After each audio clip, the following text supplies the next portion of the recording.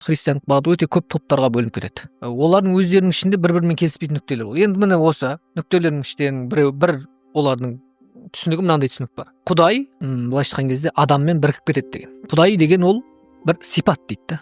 Қара ақ деген ол сипат қой. Онда оған бір орын керек, бір зат керек дейді. Сонымен сипатталатын. Ол зат не болды дейді? Иса болды дейді. Сөйтіп Құдай Исаға орнықты, Құдай Исаға енді дейді, былайша айтқан кезде. Еніп соған қосылып кетті, яғни екеуі бірігіп кетті деген сияқты пікірді айтады. Бұл енді христиандық бағыттың ішіндегі бір тармағы. Шіркеуге, мысалы Европада ояну дәуірі болады. Шіркеуге қарсы, осы түсініктерге қарсы біраз кітаптар жазылады, біраз пікірлер айтылады. Міне солардың ең ауқымды болған және көп адамға әсер еткен кісілердің бірі бұл Кант деген кісі болған. Енді ол кісіні де түсінуге болады. Ол кісі ақылын жақсы еткенде. Ол кісі айтады: Құдай дейді, егер Исаға қонған болса дейді, пәленшеге де, түленшеге де қонуға болады ғой дейді, логика бойынша. Неге именно ол деген сияқты пікірді айтады. Бір дейді. Екіншіден дейді, ол Құдай қонатын жер іздеп жүрсе дейді, ол Құдай емес қой дейді.